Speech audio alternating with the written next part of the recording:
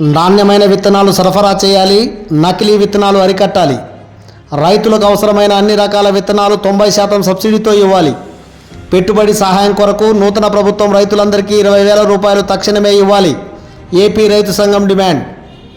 సోమవారం ఆంధ్రప్రదేశ్ రైతు సంఘం ప్రతినిధి బృందం గొందిపర్ల, పూలతోట, దొడ్డిపాడు, తాండ్రపాడు గ్రామాల్లో భూములు పరిశీలన చేశారు.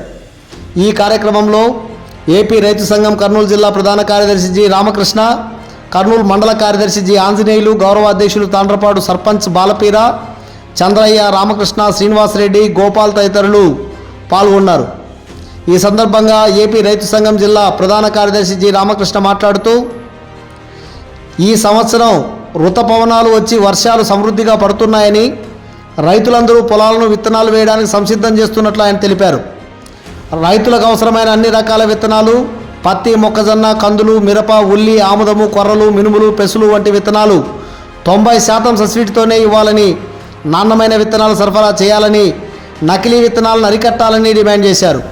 గత 3 సంవత్సరాలుగా జిల్లా అంతటా కరువు పరిస్థితులు ఉన్నాయని, ఇప్పటి వరకు రైతులు కోలుకోలేనటువంటి పరిస్థితి కర్నూలు జిల్లాలో నెలకొని ఉందని, గత ప్రభుత్వం అనేక రకాల ఆశలు పెట్టి రైతులను ఆదుకోవడంలో విఫలమైందని, పెట్టుబడి సహాయం ఇవ్వడంలో, గిట్టుబాటు ధర కల్పించడంలో, మేలు రకాల విత్తనాలు అందించడంలో, నకిలీ విత్తనాలు అరికట్టడంలో వైఫల్యం చెందిందని ఆయన తెలిపారు.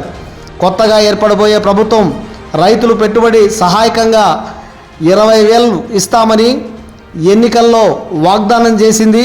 వెంటనే వాగ్దానాన్ని అమలు చేయడం కోసం ముందస్తుగా పడుతున్నటువంటి వర్షాలు రైతులకు మేలు చేస్తాయని, అందుకు అవసరమైన పెట్టుబడి రైతులకు అవసరం కాబట్టి పెట్టుబడి సహాయం కింద తక్షణమే రైతుల ఖాతాలో 20,000 జమ చేయాలని నూతన ప్రభుత్వానికి విజ్ఞప్తి చేశారు.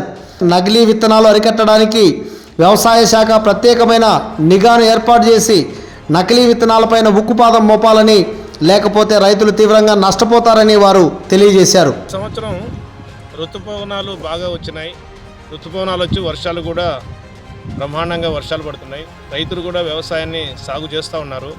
కానీ ప్రభుత్వం వెంటనే ఆలోచన చేసి రైతులకు సరిపడా అన్ని రకాల విత్తనాలు, కేవలం వేరుశెనగ మాత్రమే 30% సబ్సిడీతో ఇస్తామని చెప్పేసి అంటున్నారు. ఇది సరైనది కాదు. అన్ని రకాల విత్తనాలు, మొక్కజొన్న, పత్తి, కంది, మినుములు, రకరకాల విత్తనాలు ఏవైతే పంటలు వేస్తారో ఆ పంటలన్నింటినీ కూడా, విత్తనాలన్నింటినీ కూడా 90% సబ్సిడీతో ఇవ్వాలి. ఎందుకంటే గత 2-3 సంవత్సరాలుగా రైతులు తీవ్రంగా నష్టపోయినారు, కరువుతో అల్లాడిపోతున్నారు. అటువంటి రైతులను ఆదుకోవాల్సినటువంటి అవసరం ఉంది. అందుకోసమే మేము డిమాండ్ చేస్తున్నాం కొత్త ప్రభుత్వాన్ని. ఎందుకంటే గత సంవత్సరం కూడా ఖరీఫ్లో ఈ కర్నూలు మండలం కరువుతోని అల్లాడుతుంటే కనుక కరువు మండలంగా ప్రకటించలేదు, ఇన్పుట్ సబ్సిడీ రాలేదు. రబీ పంటకు మాత్రం ఇస్తామని చెప్పేసి చెప్పారు. కానీ రబీ పంటకు కూడా ఇప్పుడు కొత్త గవర్నమెంట్ పునరాలోచన చేసి ఆ రకంగా రబీలో నష్టపోయిన రైతులకు అందరికీ కూడా నష్టపరిహారం ఇవ్వాలి. అదేవిధంగా సాగుకు అవసరమైనటువంటి పెట్టుబడిని కూడా కొత్త ప్రభుత్వం 20,000 రూపాయలు ఇస్తామని చెప్పేసి చెప్పారు.